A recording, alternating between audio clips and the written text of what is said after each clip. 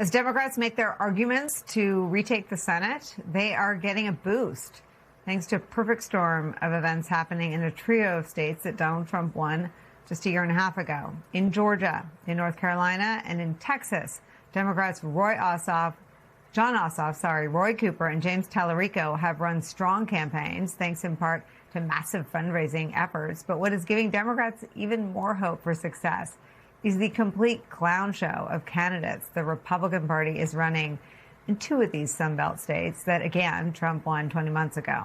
Today, Georgia's Republican Senate nominee Mike Collins is facing questions about the close ties he has with his son-in-law, David Alan Scheer, who CNN is reporting is a pro-white nationalist social media influencer with a track record of sharing anti-Semitic material and Nazi imagery in comments across the internet. And over in Texas, the state's Attorney General Ken Paxton and his litany of scandals, ranging from allegations of corruption to infidelity to a sweetheart plea deal for a convicted child sex abuser, is forcing Republicans to treat a state that Trump won by 13 points in 2024 like a swing state. I want to bring in former advisor to George W. Bush and Senator John McCain, my friend Mark McKinnon. Also joining us, managing editor at The Bulwark, contributor Sam Stein. Mark, it's so nice. It's so nice to see both of you, but I haven't seen you in even longer, Mark McKinnon. It's nice to see you. Texas is such a like a reach state, a fever dream. Tell me what's really going on the ground with Tallarico and Paxton. Well, it's been a fever dream for a long time, Nicole, and I am usually the one who, every cycle or two, the press or people, come to me and say, "Oh, McKinnon, you worked in Texas. You worked for Ann Richards and for George Bush, both parties. Tell us what's happening." Because there's this notion that, and it's a mythology based largely on rising demographics. They think because there's growing Hispanic population, they're voting Democratic, and therefore Texas should be turning blue. And so, but I'm the guy that always pushes back on this. Wait a minute. Even Ann Richards, campaigned saying that she'd kill more people on death row than her opponents. It's a very conservative state, and but something's really happening here, and the tide has shifted. And I am now saying that I think it's a real possibility that James Tallarico may win this election for a bunch of reasons. First of all, he's such a unique candidate, and Nicole, we know from running campaigns that you don't win campaigns by running the last campaign, like generals don't win wars by winning the last war. Republicans are running the last campaign with Paxton, trying to do the culture wars. The thing about Tallarico is that he's redefining the election, and this happens every once in a while with candidates like Obama, George W. Bush, talking about compassionate conservatism. They're looking forward and redefining what the elections are about in a way that are very different than past elections. And that's why I think there's such a groundswell for Tallarico. I mean, he's a Presbyterian seminarian. He's out Bibling the Republicans, especially Ken Paxton. The only time he heard about the Bible is when his wife filed for divorce on biblical grounds. But it's really, I think it's a possibility, particularly when you look at the 2018 election with Ted Cruz and the El Paso candidate out there, the congressman. Beto. Yeah. Beto. Thank you. It's Beto. Yeah. Beto was a good candidate, and Cruz is obviously flawed. But in this case, I think Tallarico's going to be better because he learned lessons from Beto, because Beto nationalized that race. And I think that Paxton is going to be way less popular than Ted Cruz, as difficult as that sounds.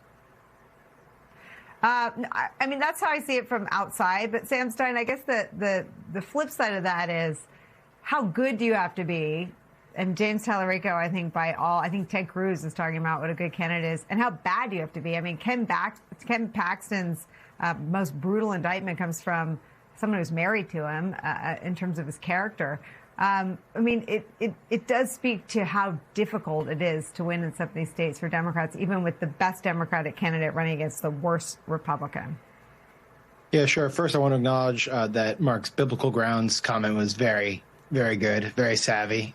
That's why he's a pro and he's on these shows. I appreciated that, Mark.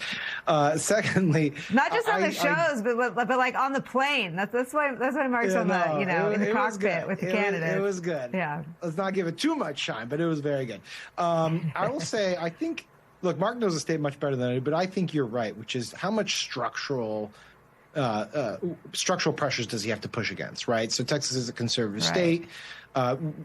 Latino voters are not a monolith. Obviously, we saw that in 2024. And Paxton is still relatively new on the scene, even though he has been holding office in Texas for a little while.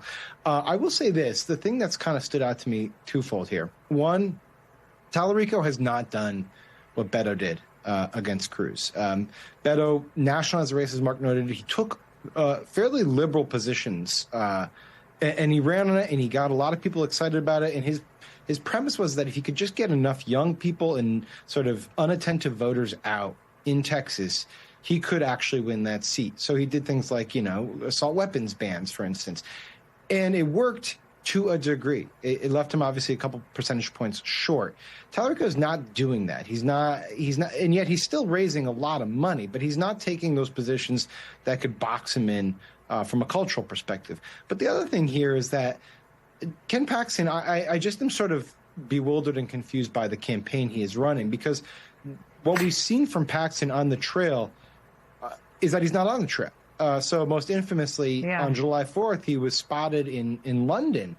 And usually you got to run through the tape, right? Like even in Texas, even a state that is conservative, certainly with this polling data, you would think, okay, I have 4 months to make this really work, and then I could go to London. But that's not what's happening here. And he seems to be taking this for granted. And with the wave election climate that we're feeling right now, that seems like it could bite him in the butt.